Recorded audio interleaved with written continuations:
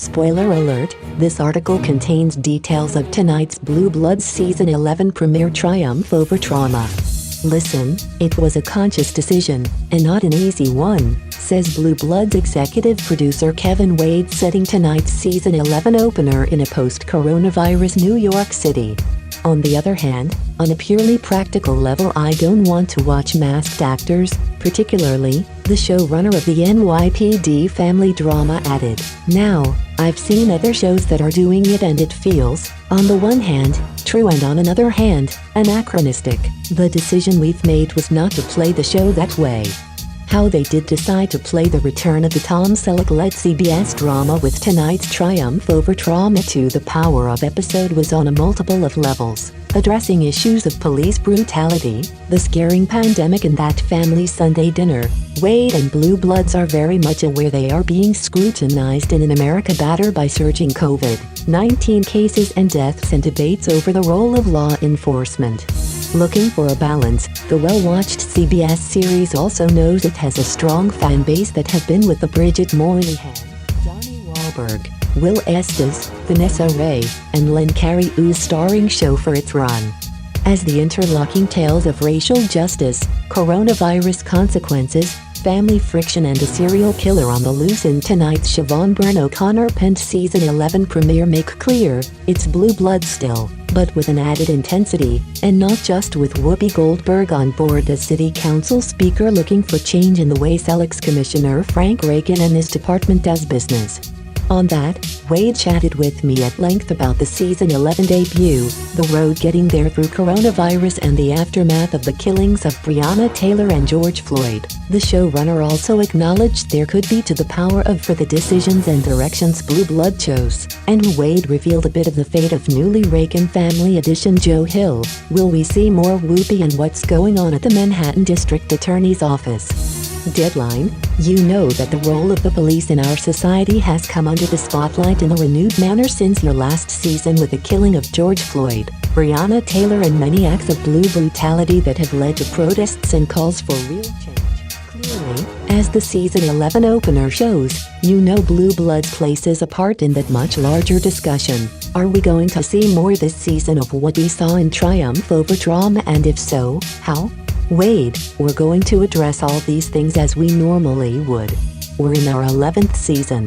We have an enormous fan base that not only shows up on Friday nights but shows up for the syndicated shows, for streaming them, whatever it is. They come to it expecting a certain kind of show. I believe, maybe I'm kidding myself, but I do believe that when we've had issues, whether they were black and white or Catholic versus something or Puerto Rican or Hispanic versus something, we would build a platform of equal dimensions for the other side of the argument. Certainly, in the scenes between Tom and Whoopi in the first episode I was very aware, as with Siobhan, of making sure not only that Whoopi's Regina Thomas got to say her piece but that she said it as eloquently and as truly as Tom Selleck's character does.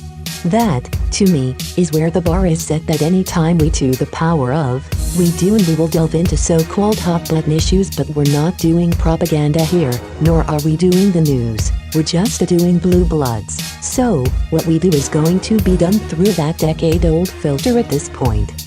Deadline, in the context, will we see Whoopi's New York City Council Speaker character more this year?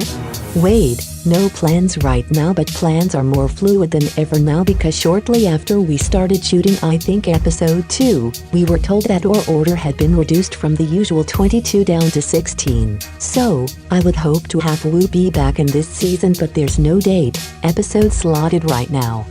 Deadline, obviously her Regina Thomas role played a very important part of the frank discussion with Selleck's Frank Reagan about race and police violence on what has been an admittedly pretty white show for the most part. We saw Luke Rains, played by Jason Bowen, make a small but pivotal appearance in the season opener. How are more people of color going to be a part of this season, if they are? Wade, well, Jason will be back as Luke Rains, and we have a new De Crawford, played by Rosalind Ruff. It will be addressed that a black female from Atlanta was moved over Aaron Reagan to become the acting district attorney for Manhattan by the white governor of New York. If we're going to stay in our fictional world, that seemed, to me, to be true. It seemed To me, if none of the summer had happened, it might not have been.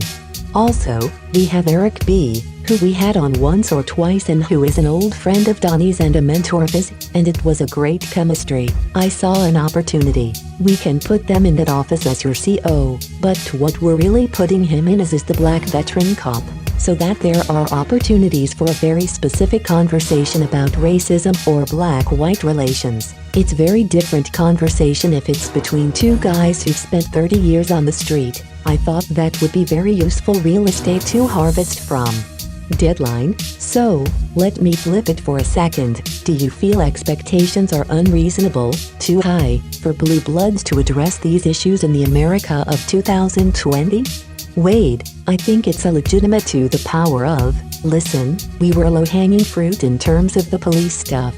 We are a long-running show about a family of white cops, so I understood that the moment that George Floyd and everything happened. Of course, I do. On the other hand, listen, if it were the first season of Blue Bloods, we'd probably be doing quite a few things differently or more dramatically, but it's not, and the people who are returning to watch it this Friday night and onwards hopefully are returning to something that they've grown to like over 10 years. To me, the respect and affection of the 12 million people that watch it frankly take precedence over the 12 pundits who may watch it for the first time because it's a show about white cops. Deadline. What about the pandemic? It's had a huge effect on the making of the show. It looms in the near past in the season 11 debut. How did it affect the writing going into what is on so many levels a unique season for you? Wade, we spent a lot of the downtime in terms of the writers talking amongst ourselves how we were going to deal with this because we had two things on our plates. One obviously was COVID-19 pandemic, and if you asked me back in May or June when we started talking, would we actually be shooting in that come December? Nobody thought that, obviously. Nobody from the CDC down to the people that work at Blue Bloods. But after a lot of talk, we made a decision not to play our actors in masks. We thought we can acknowledge the pandemic, which we do with the story in our first episode, and we acknowledge the rise of a very visible conflict really Charles made between black communities and police forces in a lot of cities. So, we thought we need to acknowledge that, address is, but it was really considering, do people tune into this show to see a reflection of the daily news, or do they tune into it be entertained and possibly look for a reflection but not a documentary? So, long way of saying a lot of our time wasn't really spent on stories until we decided down which routes those stories were going to travel because that took us really through the summer. Deadline, you brought it up, so I wanted to talk a bit more about how you handle the pandemic in the season opener. Vanessa Reyes Eddy spends a lot of the episode trying to help a woman who lost her father due to coronavirus and his body has gone missing in the system. Eventually, they find it in a mass grave because his name was jumbled up and no one claimed the corpse. But while that all happens in the now, it is really a post-COVID NYC, which is far from the reality of right now. Wade, yes, and please let me say why. Deadline, okay. Wade, on a practical level, our shows come on a Friday night, certainly not live but within 5 or 6 weeks of when they were shot and edited, but they live on for years at this point in other countries, on all sorts of platforms. So, they became dated the moment they're on, if you're doing the kind of ripped straight from the headline stuff. Deadline, yes, but this is something far different, don't you think? Wade, listen, it was a conscious decision, and not an easy one. On the other hand, on a purely practical level, I don't want to watch masked actors, particularly. Now, I've seen other shows that are doing it and it feels, on the one hand, true and on another hand, anachronistic. The decision we've made was not to play the show that way. Deadline, are there exceptions you could anticipate? Wade, I mean certainly I think if there's any scene in a hospital or an emergency room everybody is masked up, including the actors. If you go in, I don't care if you're the chief of police or the guy delivering the pizza, you're going to be masked up in a hospital right now, and I think for a while going forward. So, I don't want to call it the minimum because it's not, but again, I want people to be able to come back and say, oh, thank God it's Blue Bloods rather than it's Blue Bloods in a pandemic. It's a calculated risk, certainly. We'll see if there's blowback. I'm sure there will be, but I just didn't think that 10 o'clock on Friday night that's what people were tuning in for. Deadline, to that end, you made sure to have a Reagan family Sunday dinner at the end of the season opener. Wade, yes. Deadline, I wasn't sure up until I saw it that you would go there, and I bet I'm not alone on that one. Wade, really? Deadline, totally. So, give me a sense of what that dinner represents both as you guys as a production and for this opener of the season. Wade, now you put it like that, the fact that they're sitting where they used to sit before the pandemic and not wearing masks I guess is going to be taken as a statement in itself. And I want to stress that all the actors, the safety protocols that are in place before they sit down that way, that they're in that close proximity without any PPE is stringent. They've been tested, everyone around them has been tested, every corridor they have to that set is monitored and cleared. There isn't a question to me of it being more or less safe than when they leave set in Greenpoint, Brooklyn and go to wherever their home is. It's actually much safer here. Deadline, everyone, including the lead actors, wearing masks all the time? Wade, everybody's wearing masks on set all the time except when the actors are filming. Obviously, they're not masked then, everybody else is. That being said, I just thought people seemed to have hung their hats on that family dinner scene for a long time. It wasn't something I wanted to mess with. I frankly think if I were going to run a subtitle under it I would say all of the participants received 4 times a week COVID tests and blah, blah, blah. Even in the fictional world, I assume without scripting it that those Reagans are tested regularly and they wouldn't be showing up at that dinner without a negative test. That's just the world we live in now. Deadline, in the world of this season opener, we see more of the Will Hockman portrayed Joe Hill, introduced as a family friend. At one point, the newly discovered offspring of deceased old Reagan brother Joe is a trigger point for his uncle Danny and unsure of his place in the clan. What does the future hold for the character? Has the time between seasons altered your original plan for him? Wade, well, that relationship was to the power of. We mapped it out over the first 3 episodes. I don't want to spoil the other 2 but it's a contained arc that we play where Joe Hill is faced with the decision of does he go public with the fact that he is part of this family or is he forced to go public with and what would that effect be on him? It's very different in our fictional world to be a cop named Joe Hill than it is to be a cop named Joe Reagan. Because the first question to that guy is, oh, wait, is your old man the police commissioner? In which case this guy would answer, no, but my grandfather is and my uncle is this guy and my other uncle is that guy and my aunt is the ADA. So, we play that out and then we will hopefully revisit with Joe Hill further on in the season but, I don't have to tell you this Dominic, we have a lot of actors to serve who've been doing this for 11 years now. Deadline, to put it mildly. Wade, exactly. Those stories are kind of prescribed that there's a Will Estes Vanessa Ray story, certainly a Tom Selleck story, a Donnie Wahlberg story and a Bridget Moynihan story. So, we really don't have much real estate in terms of being able to bring in another series regular, and it was never planned to be that way. Deadline, speaking of which, with all that has changed this year, where are you in season 11 right now?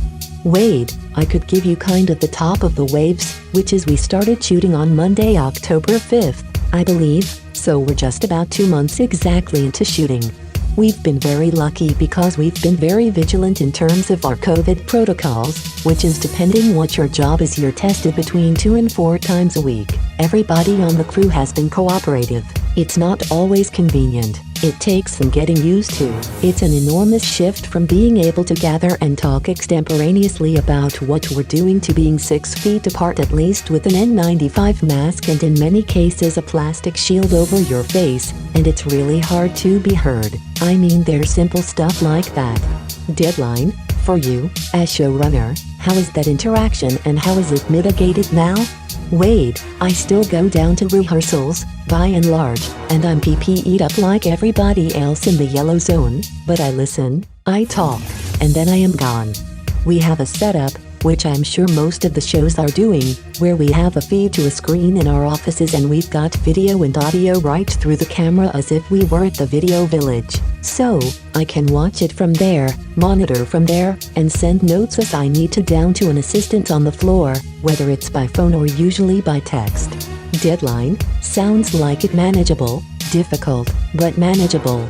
Wade, I think it's very good, but as you say, very different. Plus, we got marching orders from Viacom CBS early enough that they wanted to run 3 in a row start this Friday night, so there's a lot of people in post-production who I don't think have had a weekend off since we came back to work. But again, we came back to work in October where we usually come back to work right after July 4th weekend. Deadline, beside the crammed schedule, what's been the biggest challenge production-wise?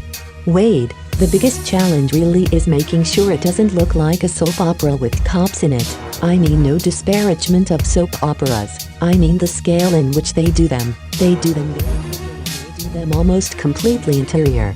The COVID protocols call for obviously as minimal a crew presence as you can have and still do the show and as minimal background players. In fact, we were aware of it going in that the scale of the show was going to suffer.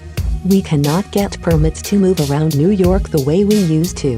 We can't go do a shootout in Times Square or a jumper on a bridge in Brooklyn. We just can't do it anymore, so we are writing to conflict and stories that can, because they have to, take place in very limited real estate with very limited background, that sort of thing that you're describing. That's absolutely a byproduct of the COVID protocol. The biggest challenge is taking something that people are used to a certain scale and movement and seeing New York City and all 5 boroughs every Friday night. We're not able to do that right now.